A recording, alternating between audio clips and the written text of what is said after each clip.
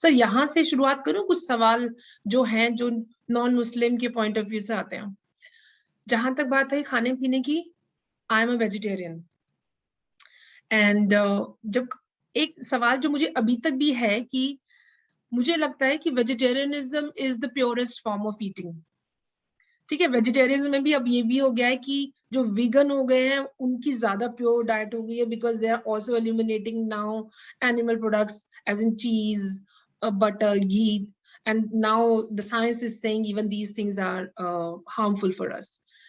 जो एक वेजिटेरियनिज्म और ब्राह्मणिज्म और where I am coming from, एक पंडित परिवार से, तो हमारे यहाँ पे सादा खाना, सिंपल खाना, इसलिए ताकि आप सिंपलिसिटी में रहे, आपकी प्योरिफिकेशन हो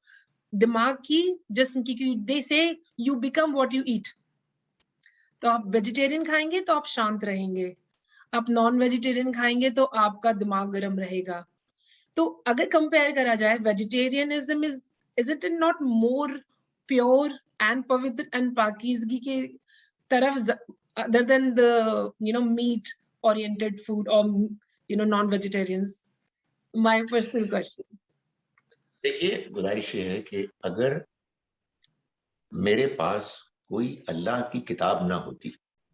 तो मैं आपकी बात मेनवन मान लेता, इसलिए कि बज़ाहिर आप ही की बात ठीक लगती है, लेकिन जिसने हमें बनाया है हमारा मालिक, उसने अपनी किताब में हमको ये बताया है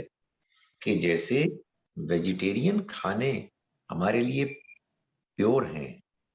हमें अखलाकी तौर पर, रूहानी तौर पर खराब नहीं करते, इम्प्योर नहीं करते, वैसे ही वो जानवर भी प्योर हैं कि जो जानवर वेजिटेरियन, जो गोश्त नहीं खाते, और उनको अगर हम ठीक तरह से ज़िबा करेंगे और उनका खून बह जाएगा तो वो भी हमारे लिए ठीक हैं और हमारी पाकीज़गी में रुकावट नहीं बनते। वो जानता है कि ज़ाहिर है इंसान को वेजिटेबल्स की भी ज़रूरत है, गोश्त की भी ज़रूरत है। आपने कमाल किया कि आपने गोश्त को बिल्कुल अपने मेन्यू से निकाल दिया, और ये अगर इंसान करे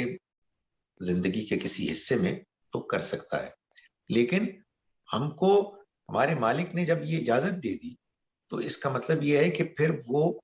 इस बात को समझता है, और ज़ाहिर है वो हमसे ज़्यादा जानता है कि ये खाना प्योरिफिकेशन के सफ़र में, प्रोसेस में रुकावट नहीं है। अब ज़ाहिर है कि कोई सवाल पूछ सकता है नॉन मुस्लिम कि भाई बात ये है कि हम तो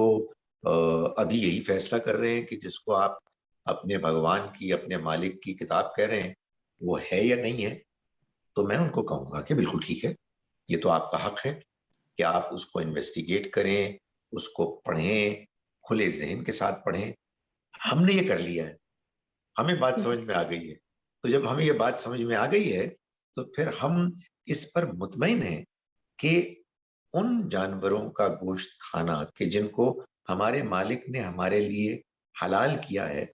जबकि हम उनको सही तरह से ज़िबा करें, तो वो हमारे अखलाकी और रूहानी तरक्की में रुकावट नहीं बनता।